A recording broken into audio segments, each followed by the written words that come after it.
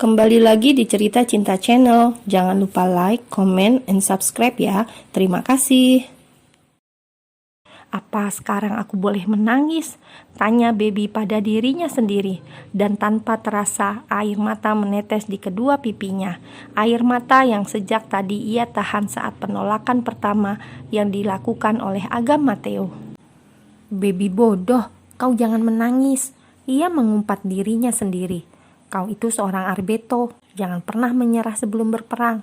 Baby menghapus air matanya dengan kasar, lalu tersenyum sembari melangkahkan kakinya keluar dari toilet. Itu Baby. Alana menunjuk sepupunya yang sejak tadi dicari oleh semua orang. Baby, kemarilah, panggil Alana dan Lea. Baby yang merasa dipanggil mau tidak mau berjalan menuju para sepupunya yang saat ini tengah berkumpul di ruang tengah. Jangan tanyakan apakah Agam berada di tempat itu, karena jawabannya pasti ada bersama dengan calon istrinya. Baby, kau belum berkenalan dengan calon istri Alana menatap wanita cantik yang berdiri di samping Agam.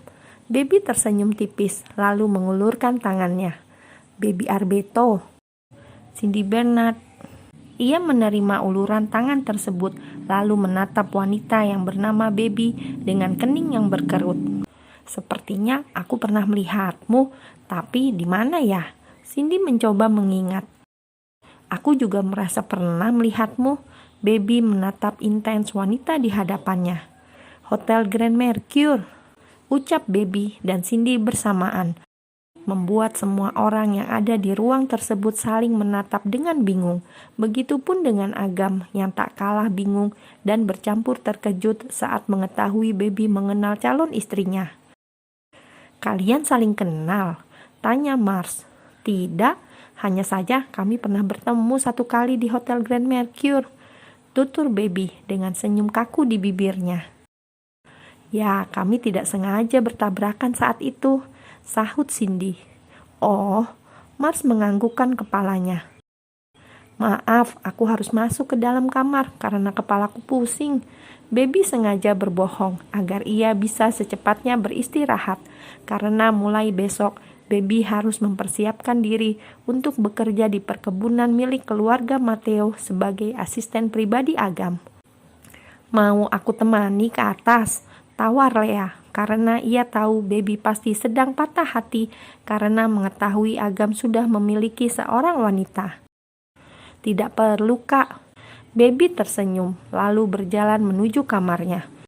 Besok akan menjadi misi pertama aku menaklukkan hati seorang Agam Matteo, gumam Baby dalam hati dengan senyum di bibirnya.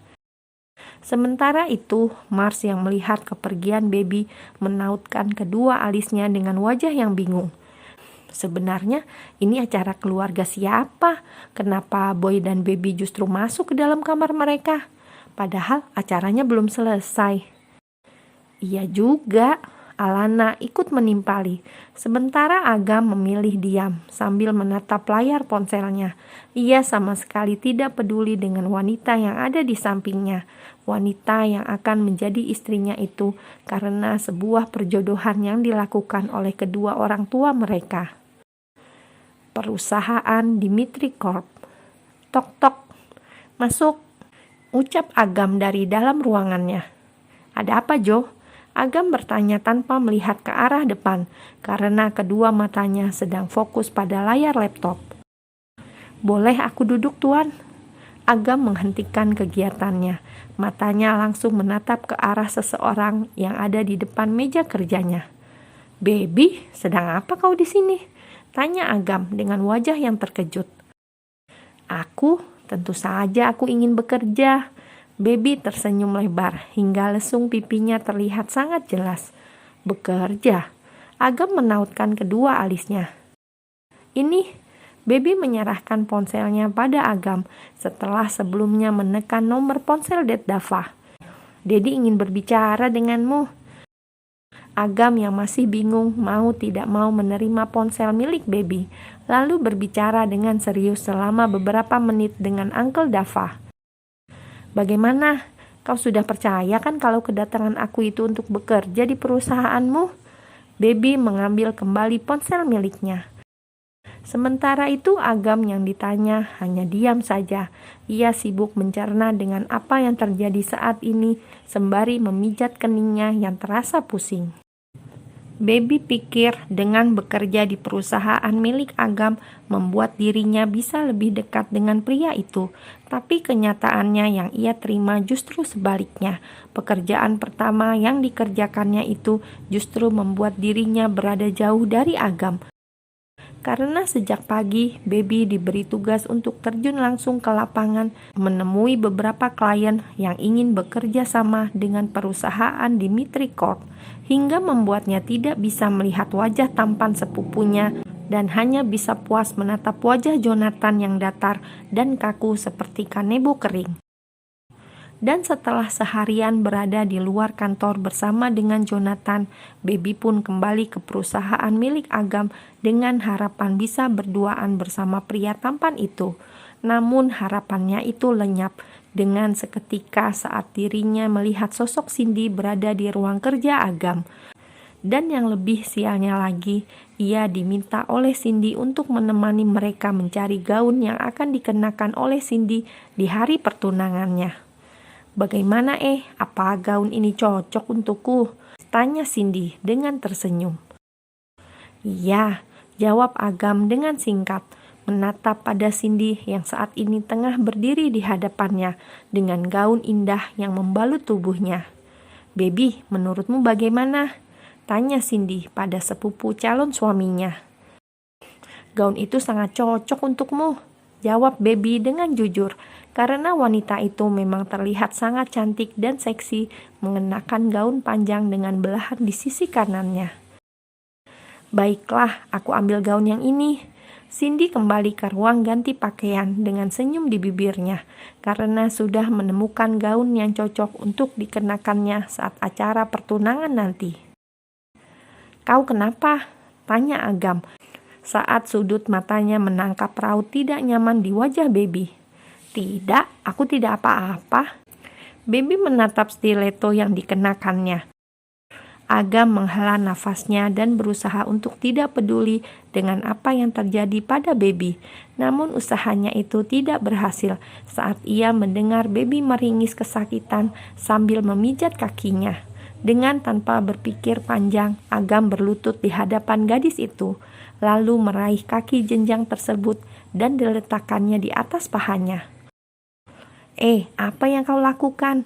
pekik Baby saat sepupunya berlutut dan melepaskan stiletto yang dikenakannya.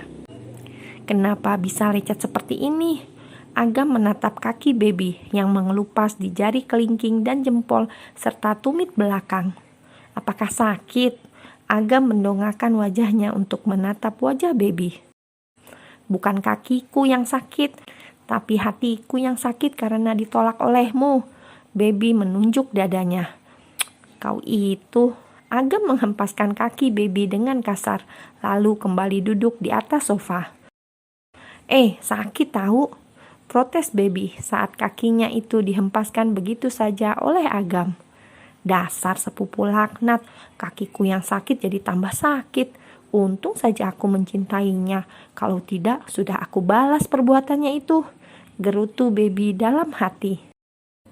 "Kalau sakit pulanglah, Jonathan yang akan mengantarmu," ucap Agam tanpa menatap Baby yang duduk di sebelahnya.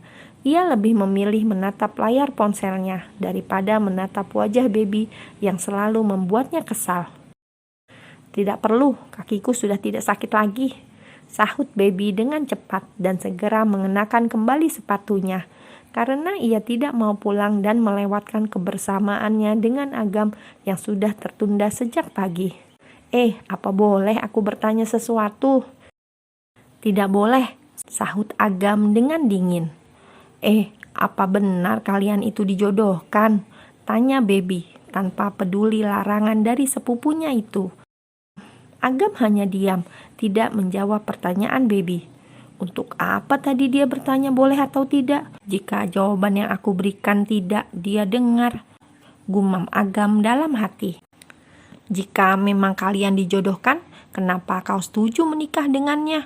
Bukankah kau tidak mengenal dengan jelas sosok Cindy?" Tanya Baby kembali, tanpa peduli jawaban pertamanya belum dijawab oleh Agam. Kenapa tidak menikah dengan aku saja? Kita kan sudah saling mengenal sejak lama. Aku lebih baik menikahi wanita yang belum aku kenal daripada menikah dengan seseorang yang sudah aku anggap sebagai adikku sendiri, ucap Agam penuh dengan penekanan di setiap katanya.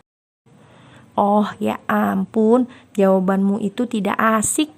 Baby lalu berdiri dari tempat duduknya dengan wajah yang kesal karena lagi-lagi Agam hanya menganggapnya sebagai seorang adik. Kau mau kemana? Tanya Agam saat melihat Baby berjalan tertatih-tatih menuju pintu keluar. Aku mau pulang, P-U-L-A-N-G, pulang, ketus Baby tanpa menengok ke belakang. Agam menatap Baby sembari menggelengkan kepalanya. Jo, antar Baby pulang ke mansion utama, perintah Agam pada asisten pribadinya. Baik tuan. Jonathan segera menyusul Nona Baby yang sudah lebih dulu keluar dari butik. Di mana Baby? Tanya Cindy setelah keluar dari ruang ganti pakaian. Dia sudah pulang dan aku juga harus pulang. Agam memasukkan ponselnya ke dalam saku celananya, lalu berjalan menuju pintu keluar. Tunggu kau tidak mau mengantarkan aku pulang? Tanya Cindy dengan raut wajah yang kecewa. Tidak, kau pulanglah sendiri. Agam kembali berjalan keluar dari butik tanpa memperdulikan wanita itu pulang naik apa. Itulah sikap sesungguhnya seorang Agam Matteo pada Cindy, begitu dingin dan tak tersentuh. Hanya di depan Baby Arbeto, ia akan bersikap hangat dan memperlakukan Cindy dengan baik, agar gadis itu bisa melupakan dan menyerah terhadap cintanya.